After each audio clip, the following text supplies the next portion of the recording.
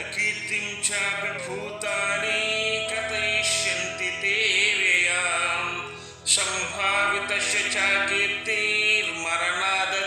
రిష్యతే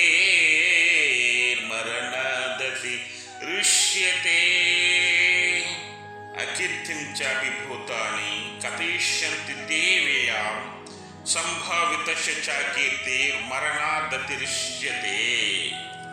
అకీర్తిం అంటే అపకీర్తిని, అపిచ అంటే మరియు అని, భూతాని అంటే ప్రాణులు అని, తే అంటే నీ యొక్క, అవ్యయం అంటే చిరకాలము వరకు మాయకుండునట్టేని, కథయిష్యంతి అంటే చెప్పుకొనగలవని, సంభావితస్య అంటే గౌరవింపబడిన వానికి అని, అకీర్తి అంటే అపకీర్తినని, మరణాత్చ అంటే చావు కంటేను అని, అతిరిష్యతే అంటే అధికమైనదగును అని.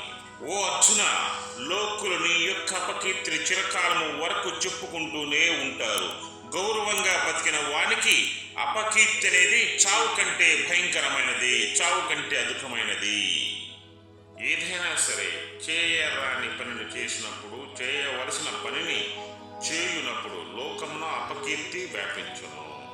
చేయవలసిన ధర్మయుద్ధమును చేయనందుకే అర్జునులకు అపకీర్తి పొందగలవని శ్రీకృష్ణ భగవానుడు హెచ్చరిస్తున్నాడు.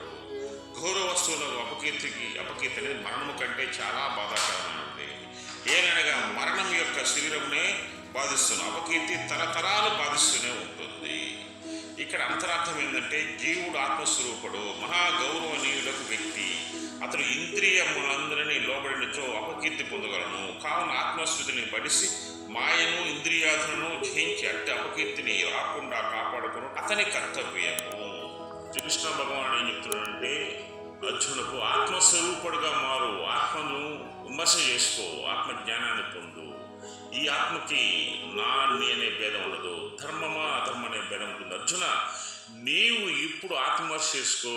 చేయవలసిన దాన్ని చేయకుండా, చేయకూడదని దాన్ని చేసినావు అనుకో, నీకు అపకీర్తి వస్తుంది, నువ్వు మరణిస్తావు. మరణించిన సరే నీ యొక్క ఆ అపకీర్తి అనేది తరతరాలు వెంటాడుతూనే ఉంటుంది, నిన్ను ఆ అపకీర్తి అనేది వెంటాడుతూనే ఉంటుంది. అందుకే అర్జున, ఆత్మజ్ఞానాన్ని పొందు, ధర్మం వైపు నిలబడు, అధర్మాన్ని ఓడించు అని శ్రీకృష్ణ భగవానుడు అర్జునుడు చెప్తున్నాడు. జై శ్రీకృష్ణ, జై శ్రీకృష్ణ, జై శ్రీకృష్ణ.